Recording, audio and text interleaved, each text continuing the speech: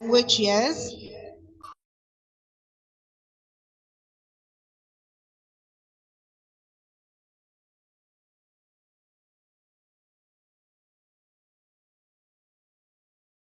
I'm going to read, to introduce her resume here in Spanish for you to be aware of her background, yes? Paula es profesora de inglés con más de 20 años de experiencia. Es egresada de la Universidad del Museo Social en Cava, con estudios en literatura en la UBA. En el nivel superior se desempeñó como profesora tutora en la licenciatura de enseñanza del inglés en la Universidad Blas Pascal y del profesorado de inglés de la Unidad Educativa Maryland.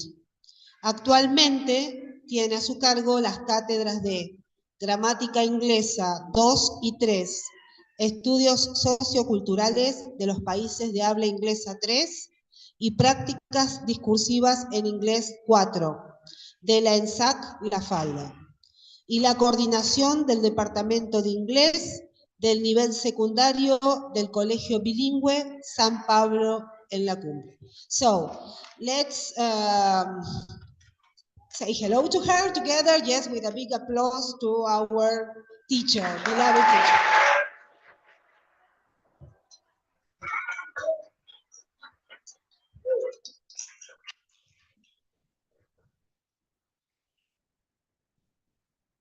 Well, hello everybody.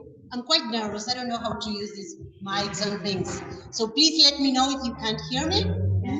Good afternoon. Thank you for being here. Thank you for participating.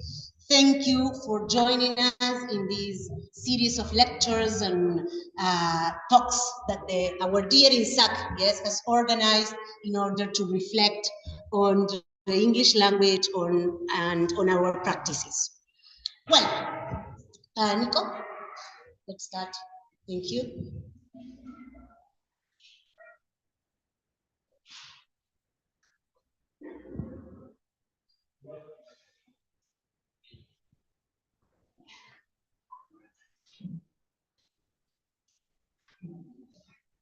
Okay, well, as you all know, my name is Paula Penelas, and today we will be discussing the importance of films in the study and analysis of cultural and social movements, and also historical periods.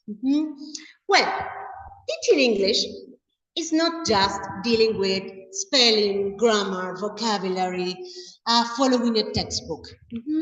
Using films to teach English is an excellent opportunity to foster effective learning.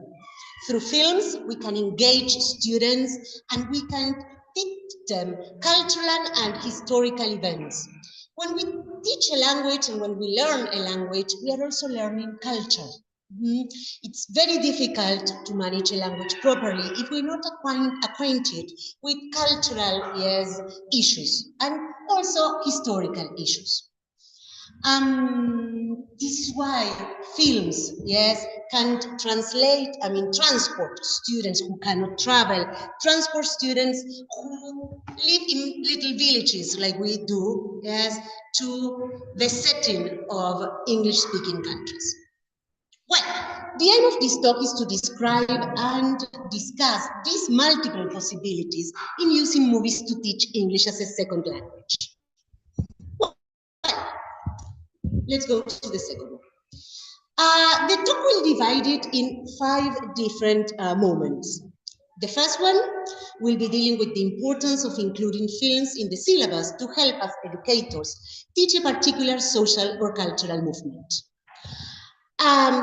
In order to give you an example of how to teach a historical moment, I chose the American 20s. Yes, the 20s in the States. I imagine that many of you must be acquainted or familiar with the period, and if not, I prepared, yes, a brief introduction to the 20s for you to see how we can teach that historical period and the characteristics of the period through a film. Then, in stage number 3, we are going to analyze a film as an example. And in stage number 4, you will be working because I will give you some time to think of some activities that you can create about a historical period using 1 or 2 films. And then we're going to share your activities and we're going to share our insights on the topic. Well,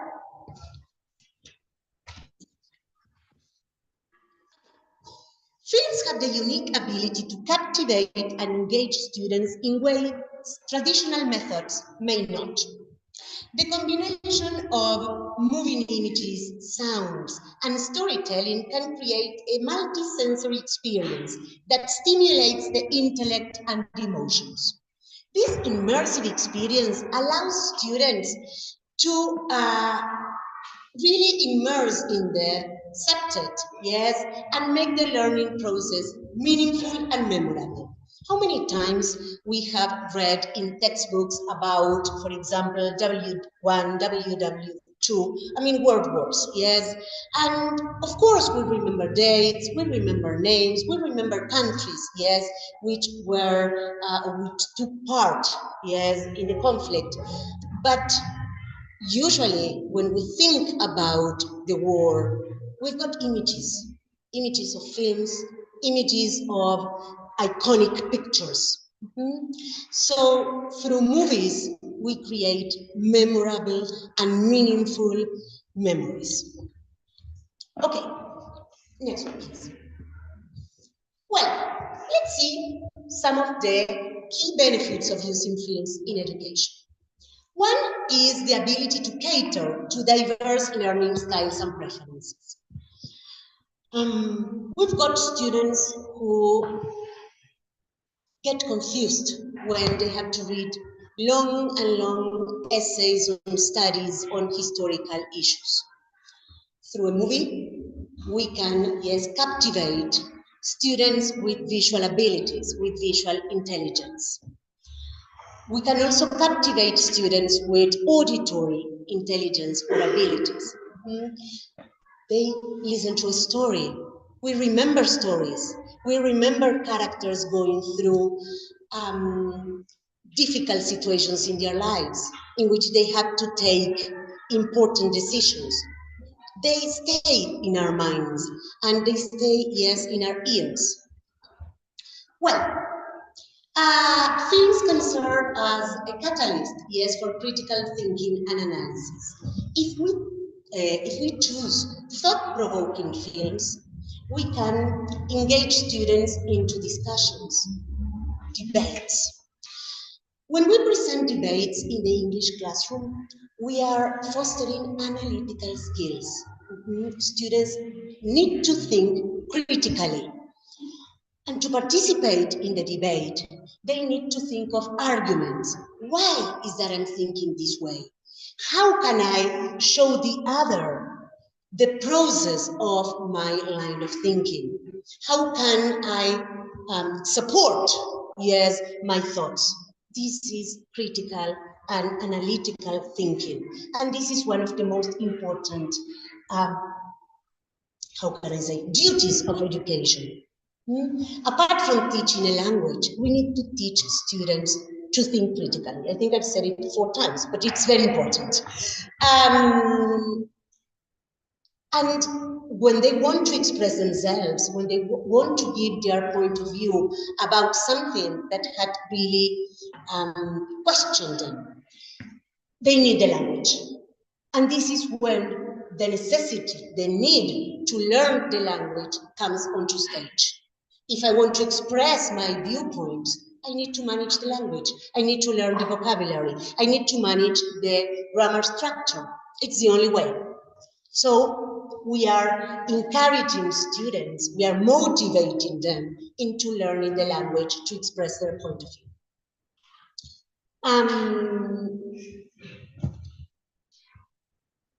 Well, through a film, you can witness a significant event. I think it was last year that I watched a short video clip on artificial intelligence, and it was about teaching history. and how through this artificial intelligence you could witness historical moments. And I thought, well, that's what we also do when we watch a film. We are part of the story.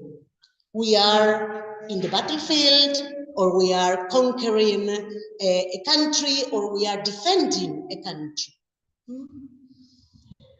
Well, and last but not least, films encourage visual literacy. We live in a visual world. We've got media consumption, we've got visual communication. We need to teach students how to think critically about what they see, about what they look at. This is a visual society. So by analyzing the cinematography, the lighting, the contents of movies, we can teach them to think critically in terms of visual literacy. Well, it's important, very important to make it clear that when we talk about films, we don't just talk about fiction. We also talk about documentaries, video clips, commercials. We can also teach history and social movements through pictures, iconic pictures. And you can tell a story by putting those pictures in order. I'm talking about history, yes, work history, our own history as well, yes, as Argentinians. Well, let's go to the next one. Let's mention some reasons that confirm the fact that films can help us teach a particular social, cultural, or historical moment. Reason number one, films often provide a reflection of the values, beliefs, traditions, habits, and norms of a society. They provide insight into what is considered or was considered socially acceptable at a particular time. So we can see how a society was ethically structured, and we can compare it to today's society.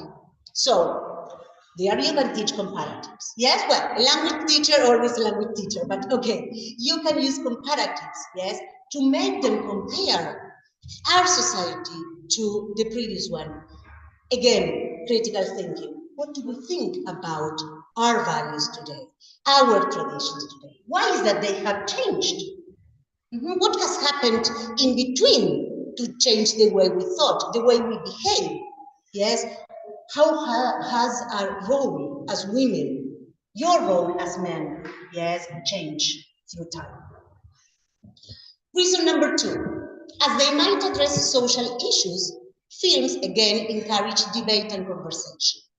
For example, movies like 12 Years a Slave or Schindler's List, yes, which shed light on historical atrocities, contribute to discussions about tolerance and justice. I like this quote. Films have the power to humanize complex topics. They tell stories from personal perspectives, making issues more relatable and understandable to the audience. Reason number three, stories in films serve as historical records.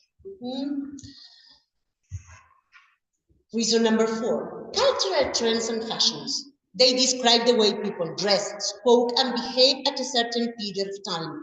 They also showed us the music they listened to, the leisure activities they took part in, the food and drink preferences of the time, right? And then language and slang, contact with authentic language.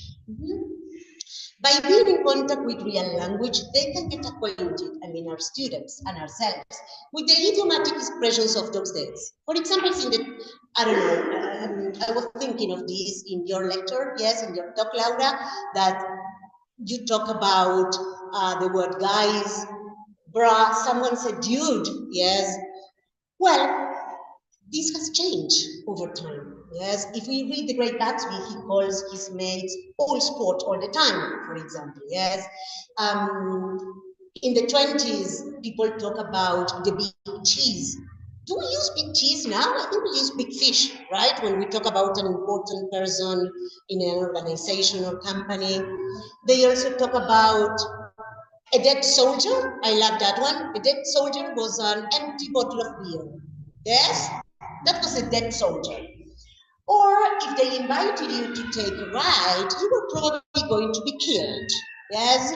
So, okay, she hasn't paid the money she owes me. Okay, I'll take her for a ride. That was, that's slang. Those are idiomatic expressions of those days. And by watching films, which can be films recorded nowadays, film nowadays that portray the 20s, or we can also watch films from the 20s or from the late 20s or the early 30s, depicting, yes, previous years. Well, next one. Okay, a brief introduction to the 20s. These years have been named in many different ways. They have, well, first of all, the 20s in the United States. This is a period between the two wars. The 20s in the United States have been named the Jazz Age, in which music, moral, and manners were revolutionary. The age of intolerance, socialists, communists, anarchists, followers of Charles Darwin's theory of evolution, immigrants and black people were persecuted and discriminated. The age of wonderful nonsense. After the horrors of the Great War, Americans were tired of very serious issues. They didn't want to think about problems. They just wanted to enjoy the prosperity of their country. Nothing was that important as long as they could listen to a good show or watch a good show. Remember that in the 20s, the States was probably the most prosperous country in the world. During the war, they had sold uniforms, weapons, and equipment to European countries. And now European countries were bankrupt and they were asking for money to the States. So this was their decade.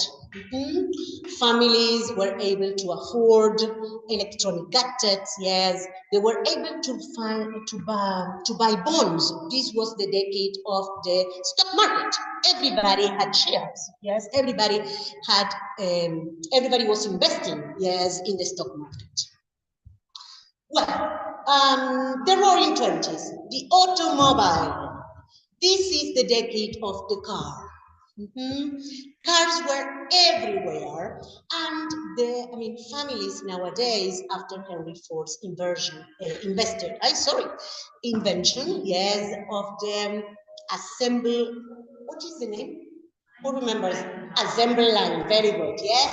After the invention of the assembly line, yes, cars were manufactured more easily, more effectively, and in a cheaper way. That way, families could afford cars. This changed everything. This changed the way people lived their lives, the way the city was run, and the way the economy was dealt with. How can we teach these key characteristics through movies? Well, there are many movies about the 20s, many. But because of time constraints, I just chose one, which is The Great Gatsby, to be analyzed. Okay, The Great Gatsby is a book written by Scott Fitzgerald. The story takes place in 1922 in Long Island, and the book tells the memoirs, yes, of Nick Carraway. The Great Gatsby condemns the lack of morality and spirituality of the 20s. The 20s were a moment of instant gratification. Remember that the horror of the war, yes, was there at the back. You can die at any time, so let's enjoy life. I want something and I want it now. Instant gratification. For Scott Fitzgerald, the 20s were the death of the American dream. The American dream is considered to be a dream achieved by hard work and determination. Well, the 20s were the opposite. Well, as it said there, materialism and instant gratification ruled the 20th society. Society's moral blindness can be observed in many characters, yes, in those who have or had money, and in those who lacked it. Well, let's have a look at the plot of The Great Gatsby. The narrator of the film, Nick Carraway, who is a young writer and Wall Street trader, now living on Long Island, finds himself fascinated by the mysterious past and opulent lifestyle of his neighbor, Jay Gatsby. Well, Jay Gatsby is a really mysterious character. Nobody knows where, when, and how he made his fortune. And everything smells fishy. There's something fishy about his fortune. How is that this guy made it? People think that he might have been a member of the German royalty. Did he fight in the war or didn't he? Did he kill a man? Did he go to one of our most important universities? Nobody knew anything about Gatsby. Well, but most of all, I'm sorry to spoil the story, most of all, Gatsby wants to win back the love of aristocrat Daisy Buchanan. Jay Gatsby means new money. He's a new rich. But Daisy, who didn't wait for him, married Tom Buchanan, who means old money. The story takes place in the loud and out-of-control parties of the jazz age. Okay, next one. Let's have a look at the characters of the Great Gatsby. Well, this is Nick Carraway, the narrator of the story, Daisy's cousin, and Gatsby's neighbor. Nick moves to Long Island, which is in New York, to invest in the stock market. He's in the business of bonds. And he finds a nice cottage next to a big mansion. This is Gatsby's house. He lives next to Gatsby, and this is how he gets to know him. But he's from the Midwest. The novel is Nick's memoir, his unique view of the events of the summer of 1922. He connects old money with new money. The next one. Jay Gatsby, the self-made wealthy man who lives next door to the narrator of the story and loves Daisy Buchanan. No one knows how he has made his fortune, but everybody enjoys every weekend at his huge parties. Gatsby opened the doors of his house, yes, to visitors from all around New York. But just few people got to meet him because he didn't usually take part in these parties.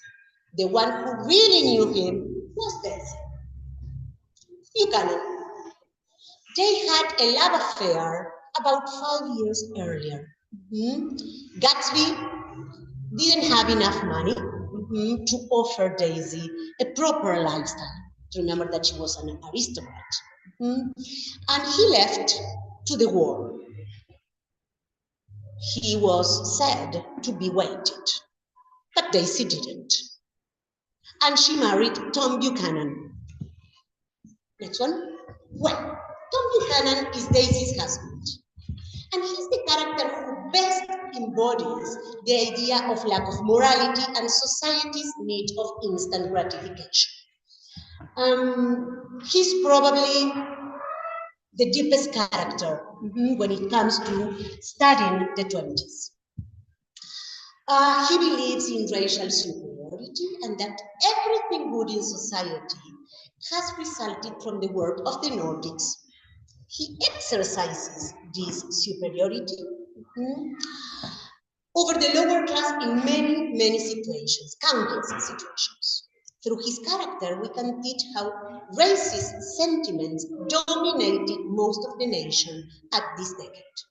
Discrimination was the norm, and many white Anglo-Saxon Americans linked immigrants to their social issues. Later on, we're going to talk about this link between crime and immigrants and alcohol. He's a careless man. Sorry, let's go back to the previous one. Thank you. He's a careless man who doesn't bother about the suffering he causes and who can only see his needs. This is what motivates Tom, gratification. And his behavior can be used as a portrait of the 20th society, longing for instant satisfaction. Okay, now, there are some events that took place during the 20s that should be taught through films, or through literature, of course, but this lecture is about films. Well, prohibition. Prohibition is the period between, yes, the 1920 and 1933, when the United States prohibited the production, importation, transportation, and sale of alcoholic beverages. Why is that they did this? Well, they thought that all the reasons why crime was so high, why there was domestic violence, why there were street fights, was due to alcohol, to people drinking too much. And this tendency or this habit of drinking this much was due to immigrants who have, this is who they put the blame on. Well, I'm not saying that this is real. This is who they put the blame on. Well, so what did they say? Let's not produce alcohol. Let's not sell alcohol, and we're going to put an end to the problem. Well, the law had the opposite effect. This leads us to organized crime. Ceci, thank you. I'm sure you are familiar with Al Capone's movies, mobs movies with gangsters. Well, the 20s were the times of the gangsters. As alcohol was not sold anymore, yes, do you think people stopped drinking? No, they didn't. Yes, they drank even more. And it became an illegal business. So this was a new way of making money, and they made a lot of money. Accountants, lawyers, truck drivers, captains of ships, because they brought alcohol from Canada as well. They brew their own alcohol. There were factories producing alcohol in an illegal way. Everybody knew about this. Of course, police knew about the places where they were selling alcohol. But what did they do? They also visited the place. They were regular. And they charged them, yes, in order not to arrest them. I mean, the producers of alcohol. Well, so instead of lowering crime rate, this prohibition took off crime. Yes, crime took off during the 20s. Not just regular crime, but also organized crime. There were street fights between gangs and bands or gangsters, which, were fighting with weapons. So maybe you were walking down the street and Al Capone, yes, stopped over with his men and, well, started a battle, and, well, you were just there in the middle. Okay, the next one, please. Automobiles. Well, I think automobiles are the cornerstone of the 20s. As it says there, yes, it became a must-have item for the successful American, and it changed everything, everything. In The Great Gatsby, automobiles are motifs. Do you know what a motif is? In literature, no? It is when an idea or object is repeated several times. Well, cars are a motif in The Great Gatsby. Every time something tragic is about to happen, a car makes its appearance. And through cars, Fitzgerald shows us how reckless society was, because characters characters are particularly reckless or careless when it comes to using cards, which were, yes, an element in the story of death and destruction. Okay, next one. The movie also depicts fashion, music, and habits which were common in those days. We've got flappers, women in the 20s. Everything changed for women in the 20s. They got their right to vote. They started taking the pill so they could choose whether to be moms or not. They smoked in public. They drank in public. They shortened their skirts. They wore lighter clothes that made them, more independent as long as the car. They drove their cars. They could go wherever they wanted. Remember that during the 20s also women went to work. During the Great War, many jobs were available because of lack of men. So those positions had to be taken by women. So now women, yes, had won something they would not leave. They would not resign their independence. Well, flappers. They dressed, yes, in shapeless dresses that came to the knee. The dresses were made to look boy-like, the same as the short hair. Yes, they cut their hair. They were lighter. Well, let's go. Okay, let's listen to some music from the 20s.